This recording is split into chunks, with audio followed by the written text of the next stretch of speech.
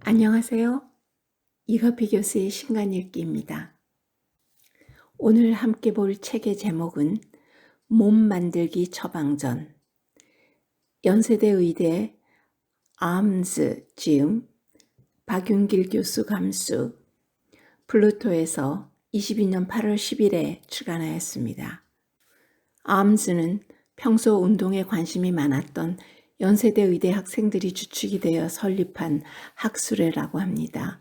매월 학술 모임을 열어 많은 사람이 잘못 알고 있는 건강 정보를 선택해서 관련 논문을 분석하고 검증하고 있습니다. 이 책은 그들이 내놓은 첫 번째 책인데요. 제가 선택한 이유는 저도 몇 달 전부터 좋은 선생님으로부터 근육 운동을 배우고 있는데요.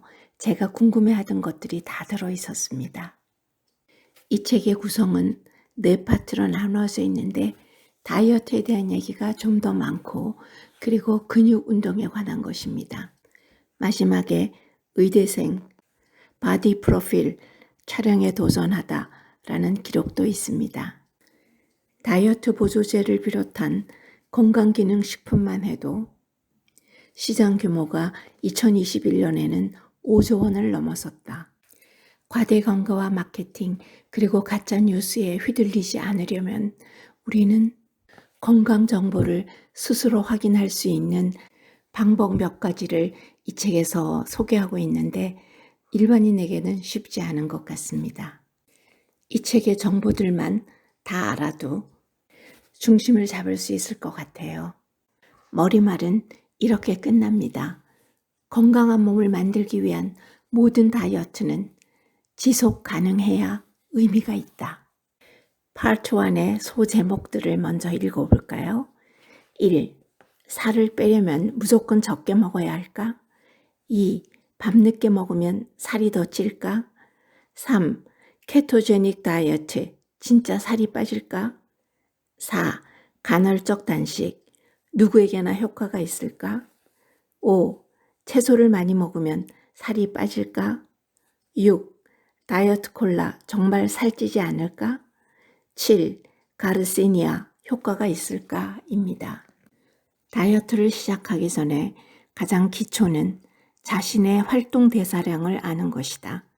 활동 대사량은 기초 대사량 더하기 소화를 위해 필요한 열량 더하기 신체 활동을 위한 열량을 합친 것입니다. 일반적으로 남성은 2400kcal, 여성은 2000kcal 정도라고 알려져 있지만 나의 활동 대사량은 어떻게 파악할 수 있을까? 활동 대사량을 파악하는 가장 정확한 방법은 2주 동안 섭취한 식사량을 기록하면서 체중 변화를 확인하는 것이다. 체중이 일정하게 유지된다면 2주 동안 섭취한 총 열량을 14로 나눈 열량이 하루 활동 대사량이다. 물론 인바디 같은 기기를 이용하여 대략적으로 활동 대사량을 파악하는 방법도 있다. 자신의 활동 대사량을 알아낸 후에는 체중 감량 목표에 맞춰 열량 결손을 발생시키면 된다. 만약 일주일 동안 0.5kg을 감량하는 게 목표라면 하루에 약 500 내지 600kcal 정도의 열량 결손을 발생시키면 된다. 그리고 체중을 감량할 때는 근력 운동을 함께 하면 좋다.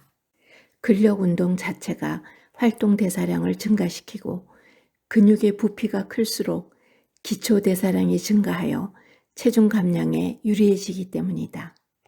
배고픔은 다이어트 최대의 적이기 때문에 단백질 위주의 식단이 바람직하다는 건 다 알고 계시죠? 샐러드를 많이 먹는다고 포만감이 높아지지는 않는다. 하루에 여러 번 나누어 먹는 방법은 콜레스테롤 수치와 혈당을 관리하는 데 도움이 되지만 체중 감량에 특별히 유리한 것은 아니라는 연구 결과가 매우 많다.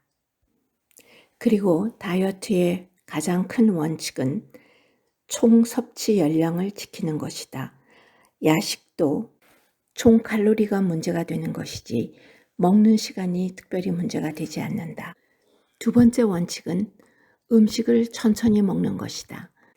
포만감이 높은 잎채소는 약간 쓴맛이 있고 식이섬유가 많기 때문에 천천히 먹는 습관을 들이는데 무척 도움이 된다. 탄수화물을 극히 적게 먹는 케토제닉 다이어트는 우리 몸이 포도당 대사 대신 지방 대사가 일어나도록 하는 것이 그 열쇠이다. 특히 당뇨병이나 비만 환자는 건강이 좋아지는 효과가 높다. 그럼에도 우리 몸에서 주 에너지 대사의 메커니즘에 큰 변화를 일으키기 때문에 무작정 시작하면 좋지 않다. 의사와의 상담을 통해 기본적인 건강 상태를 확인한 후 시작하는 것이 중요하다. 만일 할 준비가 되었다면 하루 탄수화물 섭취량을 20g 미만으로 제한하고 양질의 단백질과 지방을 충분히 섭취한다. 단백질은 필수 아미노산이 골고루 포함된 동물성 단백질이 유리하고 지방은 식물성 불포화 지방 위주로 식단을 구성한다. 탄수화물 20g 미만이라는 것은 쌀 한 컵이 보통 탄수화물 45g이 들어있다고 하는데 그걸 기준으로 생각하면 될 것 같아요.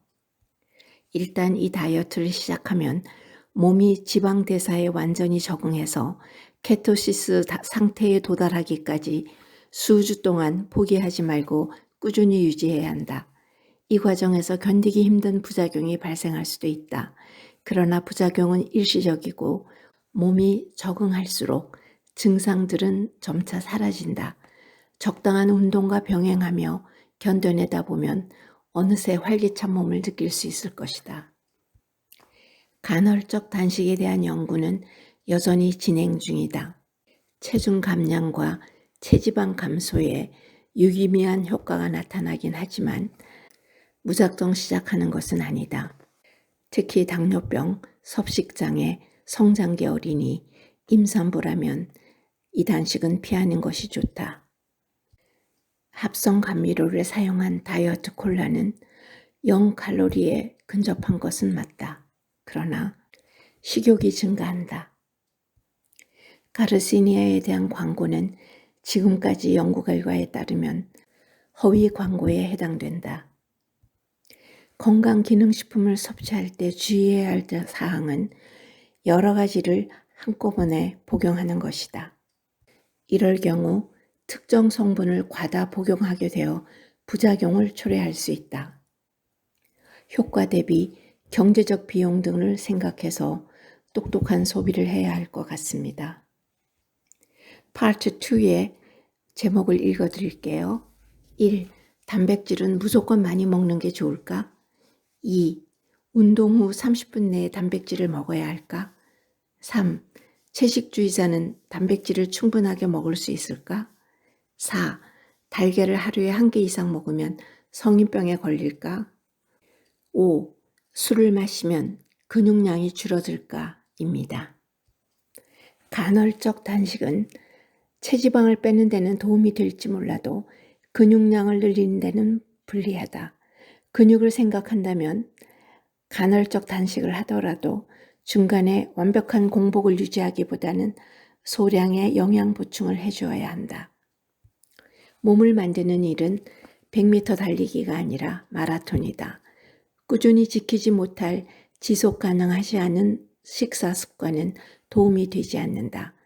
제대로 된 식사를 하루에 서너 번 꾸준히 잘 챙겨 먹는 것이 좋다. 그리고 상황과 목적에 따라 섭취하는 단백질의 종류가 달라져야 한다. 빠르게 흡수되는 유청분리 단백질 보충제는 운동 직후에 사용하고 단백질을 보충하고자 할 때에는 천천히 흡수되는 우유에 많이 들어있는 카제인 단백질 같은 것이 좋다. 단백질은 섭취한 만큼 몸에서 거의 다 흡수되기 때문에 배설될 일은 없다. 체중 1kg당 1.6 내지 1.8g의 단백질을 먹는 것이 좋다. 운동 후 단백질을 보충해야 하는 시간은 알려진 것처럼 그렇게 제한적이지 않다. 다만 공복 상태에서 운동을 했을 경우에는 바로 보충해 주는 것이 좋다. 필수 아미노산 9종을 모두 포함하고 있는 동물성 단백질이 식물성 단백질보다 근육 합성에는 더 효율적이다. 그러나 콩 단백질에도 또 다른 장점들이 있다. 달걀은 일반인이라면 하루에 3개 이하로만 먹는 것이 좋고 술안이나 삶은 달걀이 가장 효율적이다. 알코올이 근육 성장에는 나쁜 영향을 미치는 것은 사실이다. 몸을 만들고자 하는 사람은 운동 후에는 술을 안 마시는 게 좋다. 그러나 소량의 알코올은 별다른 지장이 없다. 운동에 대한 부분에서는 한두 가지만 전달하겠습니다. 근육 운동을 하는 사람은 근육의 이름이나 그 원리를 알아두는 것이 좋다. 그리고 근육의 시작점과 닿는 곳이 어디인지 알면 매우 도움이 되는데 시작점과 닿는 것이 가까워지는 것이 수축이고 그러므로 수축할 때는 시작점이 흔들리지 않게 고정한 상태에서 동작을 수행하는 것이 중요하다고 합니다. 어떤 운동이든 가장 중요한 것은 코어 근육인데 척추를 잡아주고 안정화시키는 근육입니다. 운동 시에 카페인을 먹으려 한다면 운동 30분이나 1시간 전에 먹는 것이 좋다고 합니다. 운동을 쉬게 되면 근육이 사라질까? 그렇지는 않다고 하네요.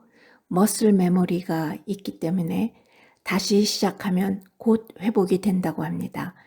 근육 성장이란 근핵수가 올라가고 근섬유의 크기가 커지는 것인데 쉬면 근핵수는 그대로 있고 근섬유의 크기만 감소하기 때문에 곧 회복된다고 합니다.